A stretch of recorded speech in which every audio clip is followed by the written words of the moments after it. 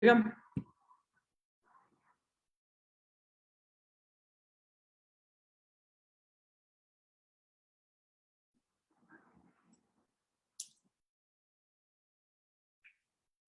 Hi, everyone. We'll get started in just a few minutes while we wait for other people to enter the waiting room and come into the lecture.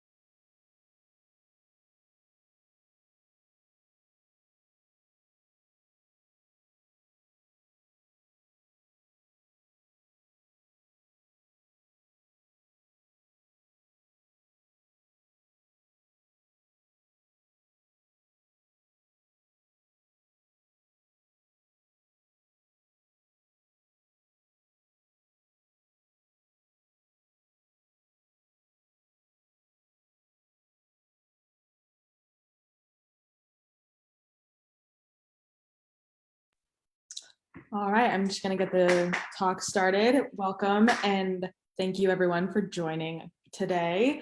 If you could please keep yourselves muted throughout the presentation. If you have any questions, you can type your question into the chat box down below and we will get to those questions at the end of the talk and our speaker will be happy to address any questions or comments. And if you're joining us over Facebook Live, we welcome you as well. You guys watching over Facebook can ask questions as well using the comments section on Facebook, and we'll get to those at the end as well. And if you guys would please note that this talk is being recorded and live streamed, and it'll be posted to our social media channels once the talk is over. If you want to rewatch this talk or rewatch previous virtual talks and tours, you can check out our YouTube and Facebook pages. And I am excited to introduce our speaker, Emmanuel, who is a docent with the Timken, and I'd like to say a big thank you for today's talk about the Titans of the Renaissance. So take it away. Okay, good morning, everybody, and welcome to the Timken.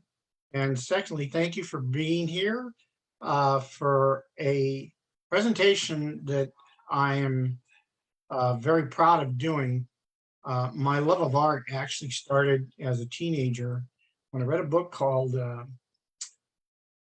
The Agony and Ecstasy by Irving Stone when I was a teenager. When I did, I got fascinated by art and ended up not only being able to teach it when I was in high school, becoming a docent here, but I've been able to travel to Italy twice, been able to see some of this. So this is how I got my start into it. So these three men, Leonardo, Michelangelo, and Raphael, are sometimes regarded as the titans of the Renaissance. It is characterized as a major era and development in art.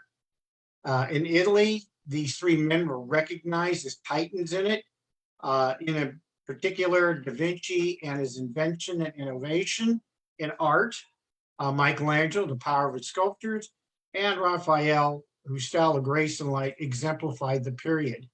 We're going to start off, first of all, with Leonardo. So Leonardo lived from 1452 to 1519. He lived into his early or late 50s. He's historically known as the Renaissance man. Why? Because he seemed to have dabbled in all the following.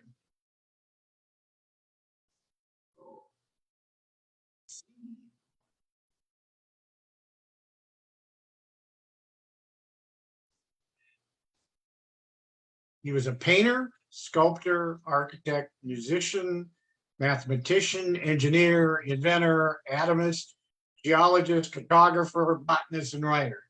In other words, he was a man of many skills, but as we're going to find out, in at least in my research of the man, is that he never quite fully accomplished any great feat in any of them. He did rise to the level of genius, but he didn't seem to follow through in most of it.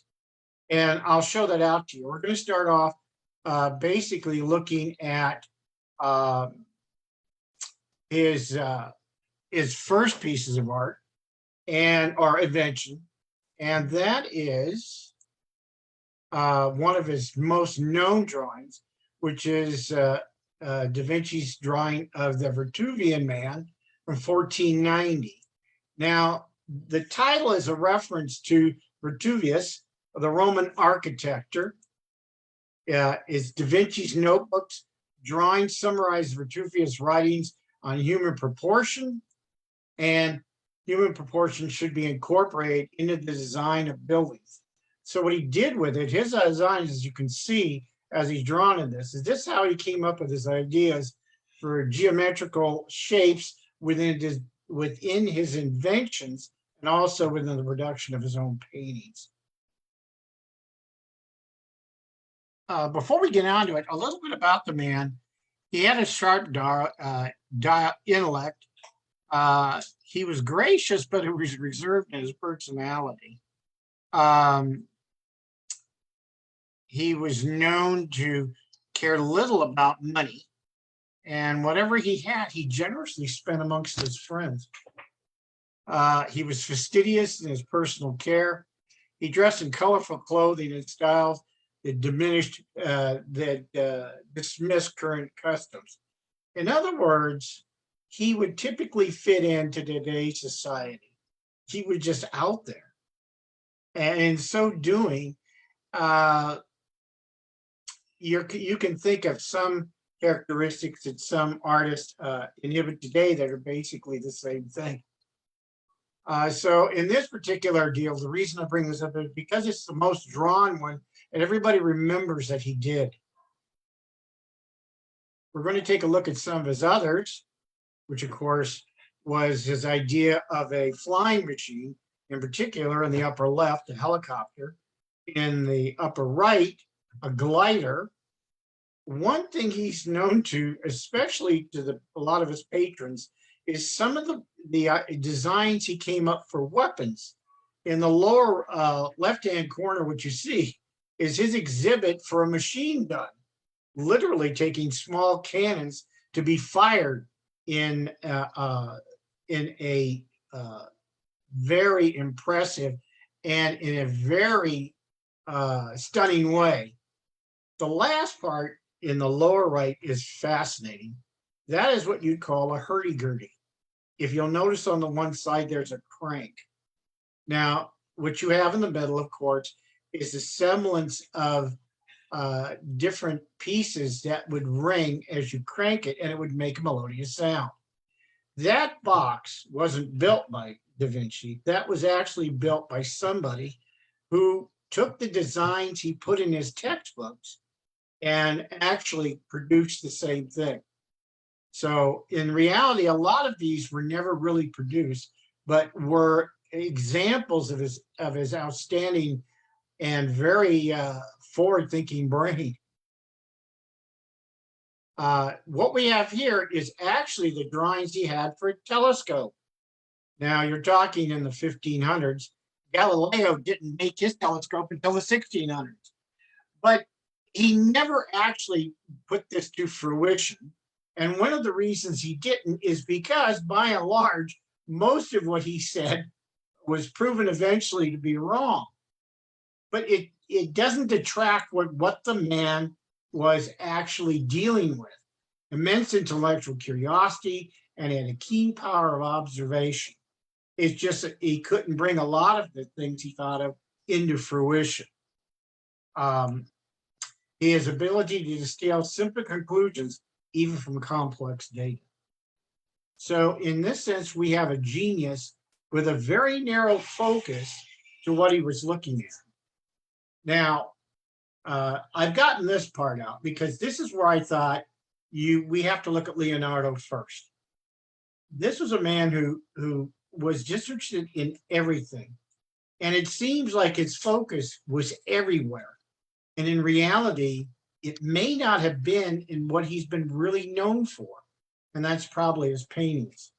I'm going to present two of them. The first of them is one that I've been able to see, and it is in far better shape than this. But the reason I bring this on is because this is an example of Leonardo's having such a forward-looking idea that actually didn't work. And that's The Last Supper. The Last Supper, of course, was done at a monastery in Milan. It was done for the Sforza family, who at the time were his patrons in Milan. The problem has to deal with it is what he used as a base. And now, the great mosaic, not the most great mosaics, but the best frescoes are considered to be Michelangelo's in the ceiling of the Sistine. They've cleaned it, but they've never touched it up. This has been touched up at least 14 times.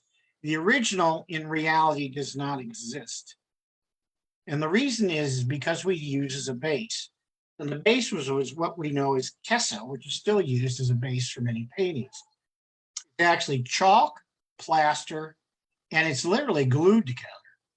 But what he didn't notice is that the back of the monastery's walls were very damp. And as soon as he applied the gesso, and he started to paint on this, because he painted on this for 3 years, from 1495 to 1498, the colors actually started to fade. So nothing of the original exists. Now, when I went back in 2006 with my wife, they had just completed it, but they don't know how much of it's the original. And here's something where his ideas maybe got a little bit to him. Now, the difference between him and Michelangelo is Michelangelo's base was similar, but what he put in it was sand, which performed a set of grit.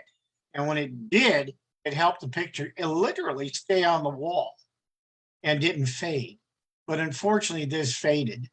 And I know there's some of you out there who've seen this. I don't want to downplay it. You stand in the middle of the place and you see Ghirlandaio's on the other side of the entrance to this place. And it's just, when you look at it, you know that this was the master. You know, Ghirlandaio was like, okay, you're good. Are you that good? But that's the unfortunate thing. Now, the next one I'm going to show you is the one, because he only painted thoroughly 20 pictures. 20. Think about that. So this wasn't his main thing. Like I said, he was all over the place. And this is one he did when he was a very young man, still in studio. And it's in the Uffizi. And by far, I think, and I got to see St. Paul's in the Vatican. I know they make a big deal about the Mona Lisa, but it's so small. I didn't realize how small it was. But this one's pretty big. And this one's my favorite. And of course, this is the Annunciation. The Annunciation was done when he was still a young artist, from 1472 to 1476. It's oil and tempera on a very large panel, which you definitely can see when you go to the Uffizi. It blends those elements of linear perspective, which is you see the triangular shape of not only the characters, but they do focus into the center in the far distance. Chiaroscuro is an example of this. And what it is was achieve a sense of volume within a three-dimensional object. So this was his first one done. I still think it's the one I'm impressed with the most. There have probably been many done the Annunciation, but not quite as interesting as this one. So you go to the Uffizi, please go see this. Whatever you do, don't touch the glass. I made the mistake of doing it and had security almost run me out of the place because it protects the picture. So absolutely a best example of, I think, of Leonardo's art to me. So get a chance to take a look at it. All right, our next one online, of course, is Michelangelo. Michelangelo's is my favorite, only because I read about him, first of all. Sculptor of powers. The picture that is shown here is done by one of his contemporaries and is a pretty good example of how he lived. Now, if you'll notice, he lived from 1478 to 1464. Very old man. And I mean very old. He lived to be almost 88. And the key to that was he sculpted up until 6 days before he died. And this was a man that was driven. Very stubborn man, a very exact man. You'd almost say that he was OCD, obsessive compulsive, about his painting, not about how he dressed. He kind of took that as he was so obsessed with his art that he locked out everything else. He used to say he would sculpt or paint in a fury. He considered himself a sculptor, not a painter. So the biggest thing is to realize that he was admired at first, and later numerous artists started copying. Actually, Leonardo and him were commissioned to do a piece together. Neither of them get along with each other. And it never came to fruition. But it would have been interesting to see what that would have been. The interesting thing is that he was the man that probably set the gears in place for the next set of style, which is mannerism, which is a showing of not the classic pose, but of movement and showing emotion. And he emphasized that more within his sculpture, proportion, balance, and beauty. He showed the inner inspirations carving inspirational figures.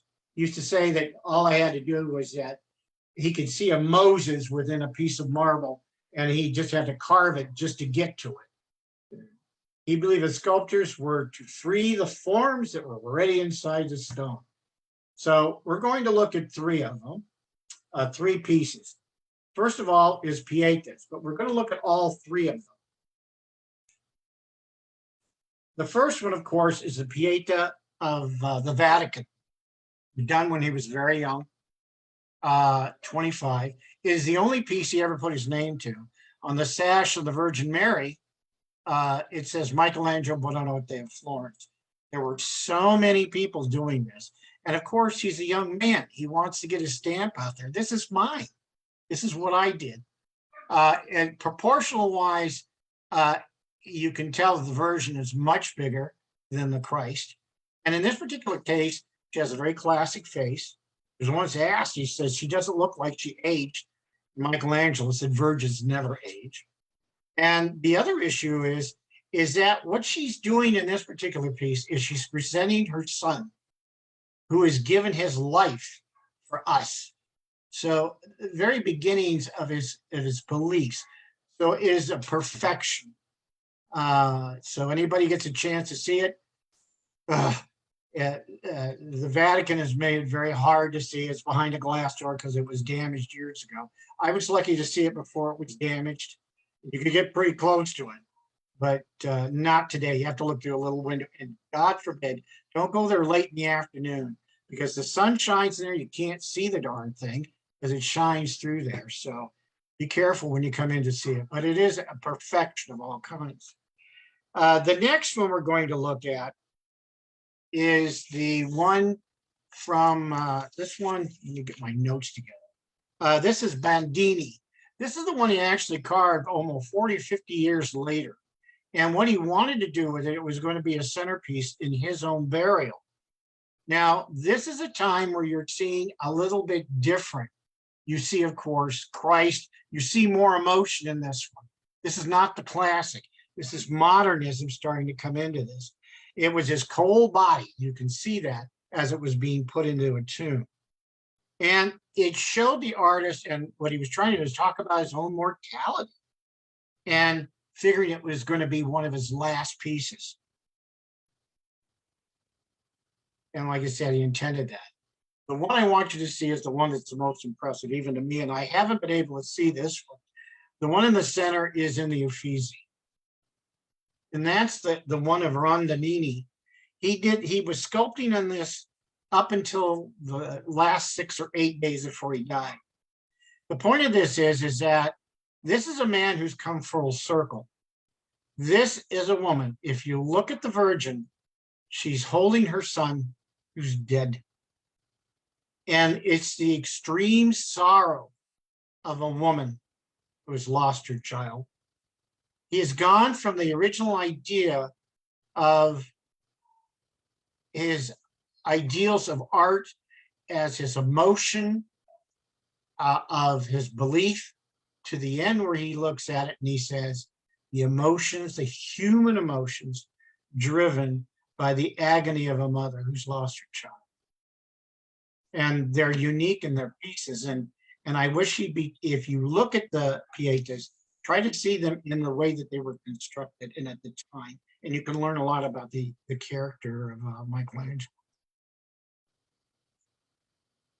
Okay, of course, now we go to what we call the David.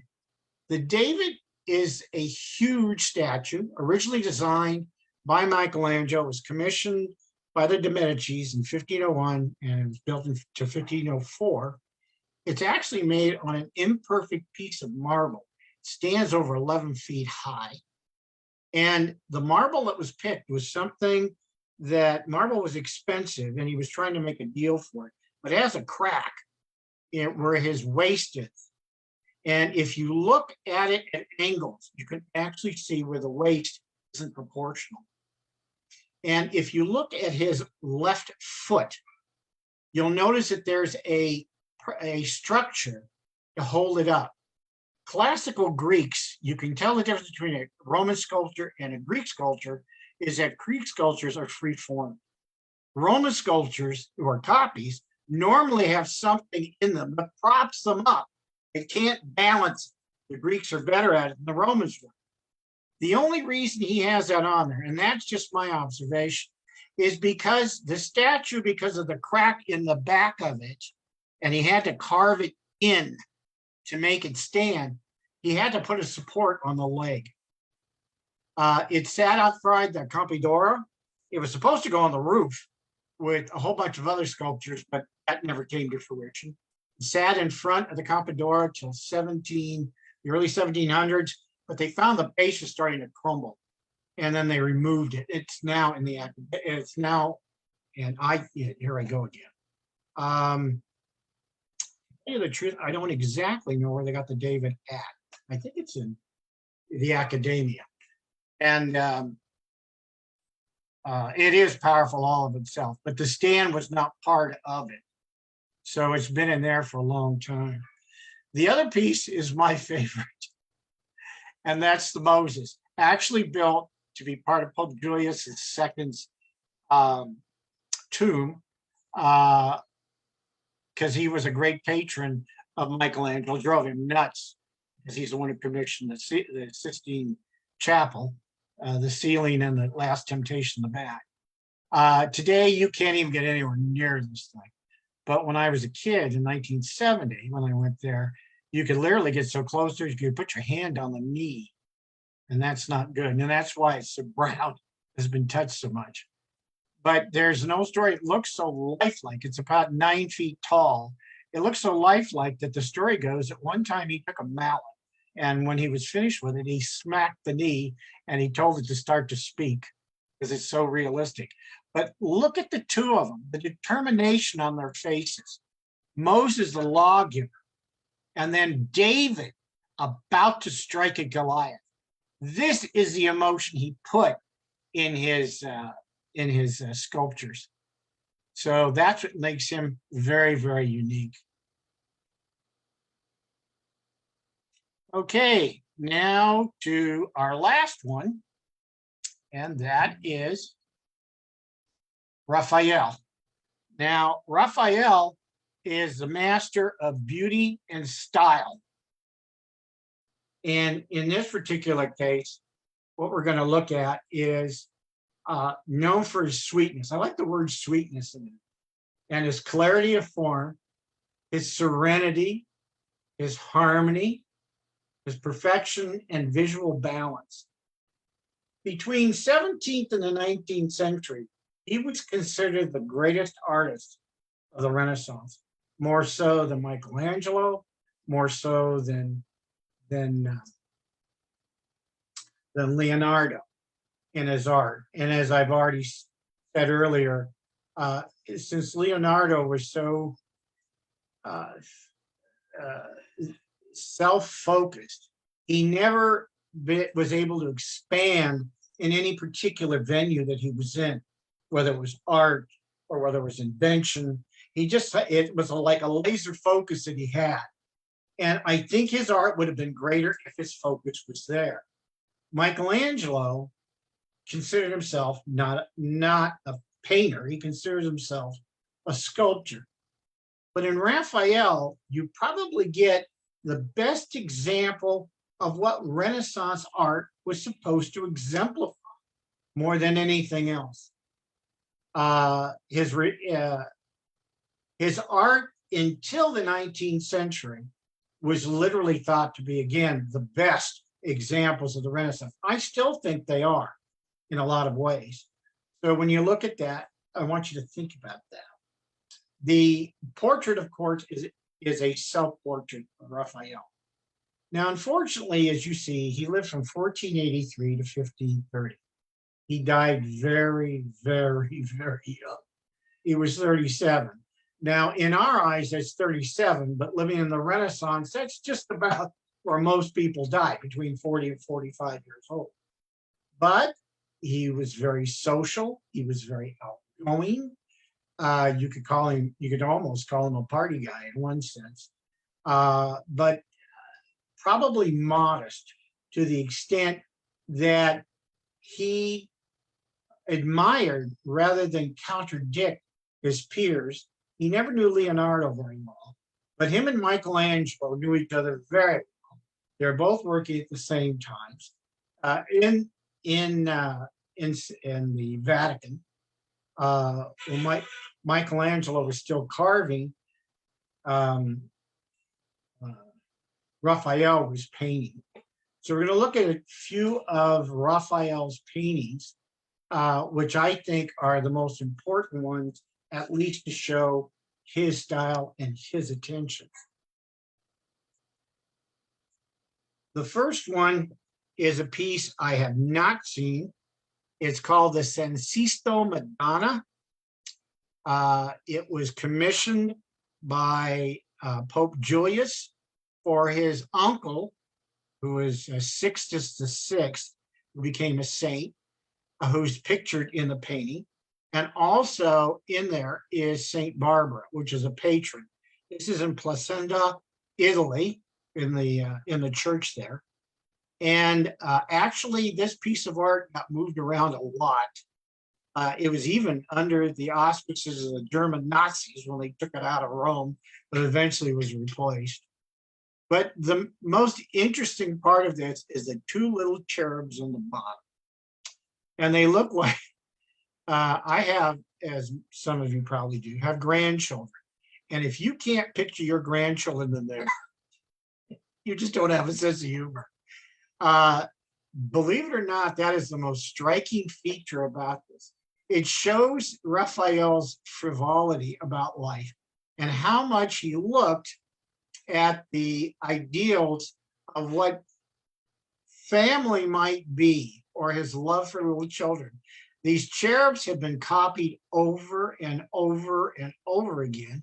And one of the things, of course, is they became characteristic of future art. So if you'll spend your time and study them, they're almost to the point where they're too hilarious. And again, if you have grandchildren, I think you can all. Of course, you can see the Virgin, and she's holding the Christ child. For some of us who are docents, we sit around with so much iconology that we get kind of static in looking at what true Renaissance art is. We have one small piece, and we wish we could have access to these, even though you can see some of Raphael, I think, in the Getty. I'm not sure. So this particular piece was, again, returned back to Italy. I think it's been on exhibition in the United States. But you can see the blues and the reds stand out very well, but it's the softness of the style. It almost comes to the point where it's not as classic. In fact, if you look at St. Sixtus, he doesn't have a classic pose doing it. And one of the things is that I'd heard that when Michelangelo saw his paintings and they talked a little bit, there's an old story that goes around where Raphael had asked Michelangelo. He said that I wish I could paint with your grace. And the idea was that Raphael turned around and told me, he said, I wish I could paint with your power. And there was a difference. He did have a sense of grace. And what really pushed his paintings popular is when Napoleon was the emperor of France, he was taken by Raphael's paintings. And he tried to possess as many as he could get his hands. But again, it's one of those types of painting that exemplifies the Renaissance. Again, it's tempera, the egg yolk mixed with the different bases of dyes or crushed minerals, especially the turquoise blue. What's really fascinating is the green in the curtains. And it kind of looks like a presentation is how he did it, but it's hard not to get absorbed in the actual picture of it. The last one we're going to show, not the last one, the next one we're going to show on Raphael is the Transfiguration. This is the ascension of Christ into heaven, body and soul. This was his last piece. He was working on this at the time of his death. I think he finished it. What you see is a very chaotic world that he's leaving and he's raising into heaven. It actually is in two pieces if you look at it. The apostles are below him. The two figures next to him, one is Moses, the lawgiver, and the other one, I don't want to get this goofed up. Sometimes. And it's Elijah on the other, who prophesies his coming. So again, very powerful picture. This one you can see in the Vatican, but it is his last piece that he did. He worked on this from 1551, almost up to his death. It was 1521 to 15.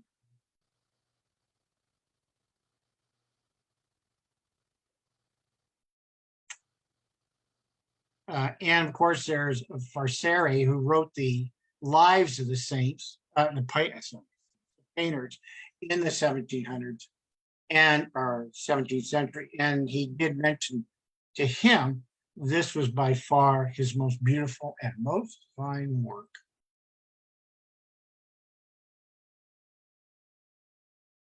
Okay, our last painting in the group is the School of Athens. This is one of four pieces that he did for the offices of the Pope, the Stanza della Senatura of Julius II. In other words, his office, or his ad. It is a wonderful mosaic. On here is, of course, you can find every individual you can think of in Greek philosophy. But there are two pictures in here that the artist put down here because he actually put his own picture in here, and it's hard to see, but I had found it the other day and I lost it, but it's over in this corner. I don't have the full picture on here of him. And down here is his mentor, which was Michelangelo. You have Aristotle and you have Plato. You have Hippocrates, the father of medicine. And if you look through here, the different ones are the different philosophers of the Greek school. It is considered his best piece of art, but it's hard to tell because you have four other pieces. The room is very overpowering because he's got paintings on all sides of it. And again, a perfect example of the idea of taking depth within a picture. You're drawn to the area over here. So it becomes, its perspective is like this. It draws you in, which is a unique, distinct example of Renaissance art.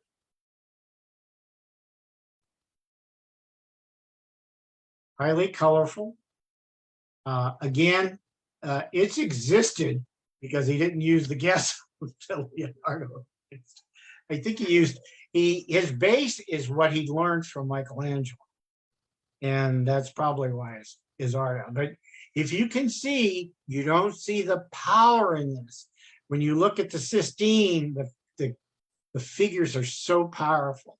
But in this, they're delicate, they're realistic, and they show an enormous amount of emotion. You can see this was the end of the Renaissance as far as its style. And now you see the birth of what we consider as mannerism.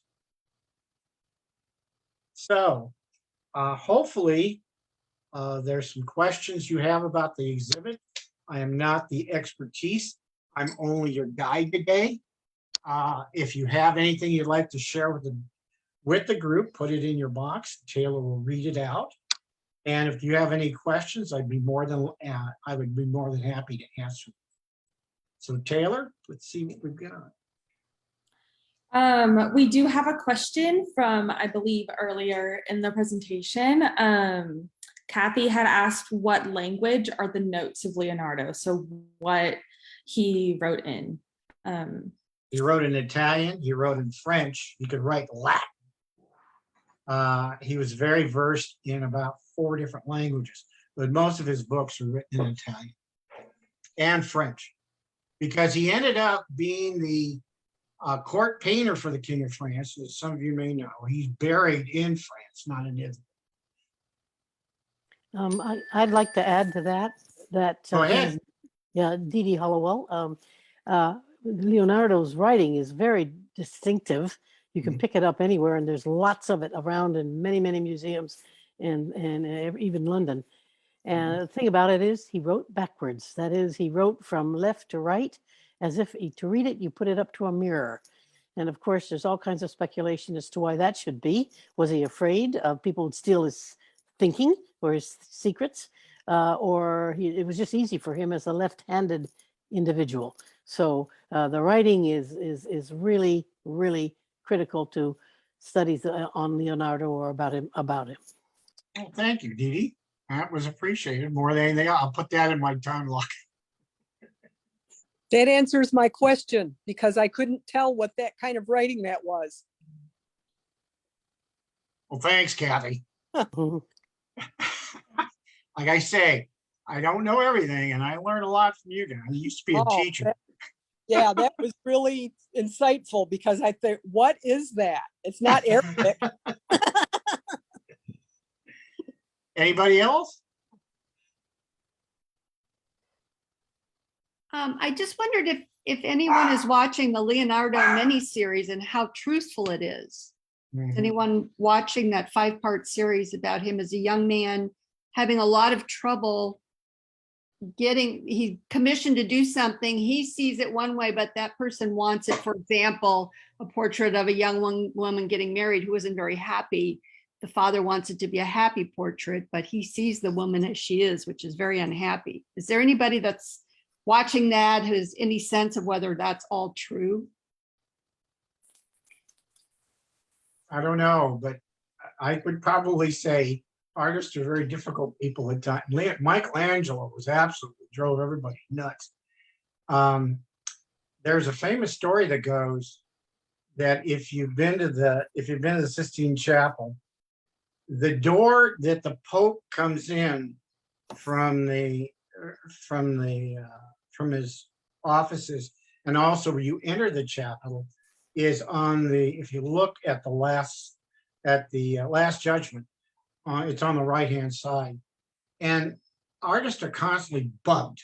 I mean, Michelangelo was, Pope Julius used to go down there and, when are you going to finish this damn thing? Not realizing the immense of it. And there was one particular French cardinal that would come in and just lambast the hell out of him. And he turned around and he just got so mad at him. There, if you stand there, you'll notice, because on that side of the Last Judgment, that's where hell's at. On that lower right-hand side. And the one picture is a cardinal. He drew a character of the cardinal with a snake wrapped around. And that wasn't left off Raphael. In some of his paintings, he is literally, especially his critics, he would literally paint them on and making them look grotesque. So this is nothing uncommon about them. You realize that the only reason they existed was because they had very rich patrons. And if you didn't, you couldn't make a living. That's why the schools were so important. The rich would actually, one of the most famous ones, of course, in Florence, where you had 2 or 3 schools. One, the Medici family, Edward or Michelangelo ended up going. But if you didn't have those, you wouldn't have had the incorruptible artists that you need. So wealth produces this kind of invention in art. And it's terrible to say, but even today, artists really do need patrons to help them get by. So it's amazing to think of how many were really this good that never got their art presented. And that's something to think about. This is Dee Dee again.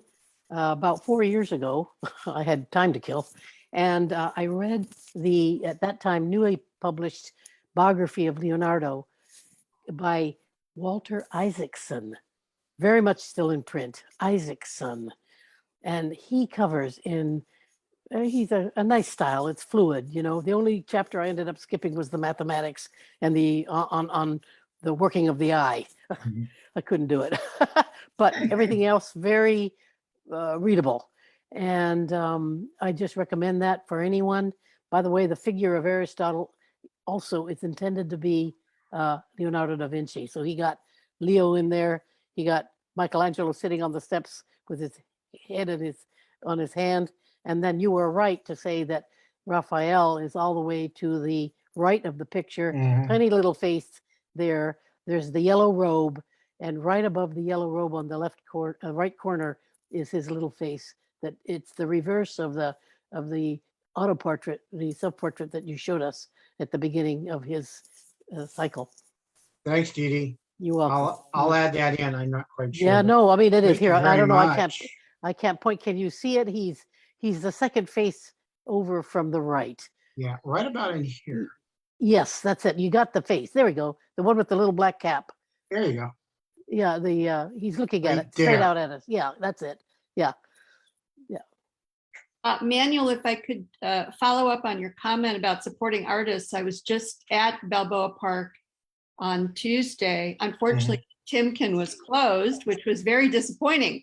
But I went to Spanish Village, and everyone should be spending some time at Spanish Village. Oh, I agree. Buying and supporting our local craftsmen and artists, because they have some amazing things, and most of them are quite reasonable. And we forget sometimes how important our patronage, even though we're not mighty de Medici's. We don't have to be for $50 or $25 or $70 or whatever. You're supporting someone's livelihood. So I just want to throw that in. Thanks a lot, Pamela. I think that's very important. And I'll just double down on Pamela's deal. We have a good friend of ours who until recently exhibited down there she's into watercolor. And just, it is so important that I think a house is not a house unless you decorate it. And I don't think it's a house unless you decorate it with those things that make you feel whole and make you feel homey. I know that sounds a little corny, but I think that's the ideal of art. I don't think anybody should own art. I think people should be able to see it anywhere they want. But it just still fascinates me what people can do if you give them the time. Even today, I mean, I think there's just so many good artists, and I think Pamela's right. We should probably take a little time and see what's out there.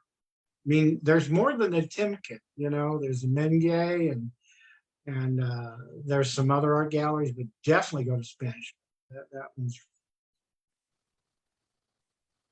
Well, thank you for today. This was really informative.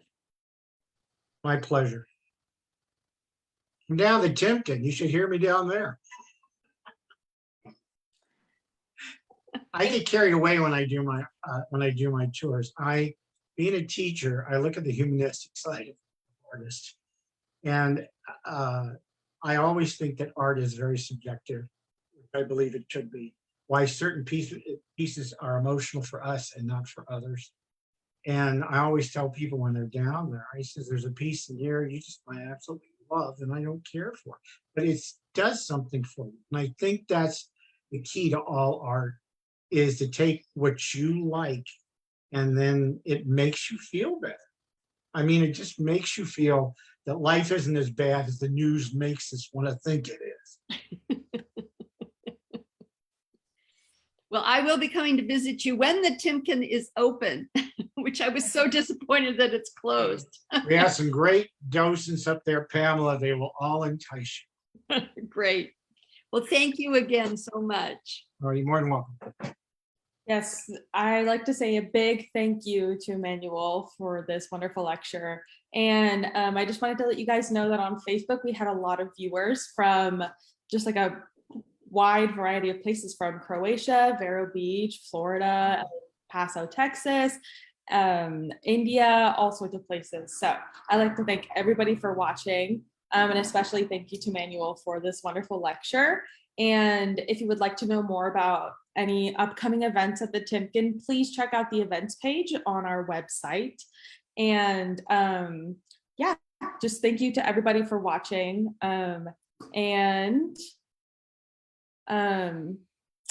Someone did ask a question about open hours. So the museum is closed on Monday and Tuesdays, just as like those are the days they are closed during the week, but they are open from Wednesday to Sunday from 10 to 5. And you can come in anytime, and it is free to just walk around, and you can see our new exhibition or any of the permanent pieces in the collection. So feel free to come on down to Balboa Park and check out the museum. But I'd like to say a big thank you to everybody, and check out our events page. And thank you for listening. I appreciate that. And truly, like Pamela says, make art part of your life. Thank you. All right, guys. Bye.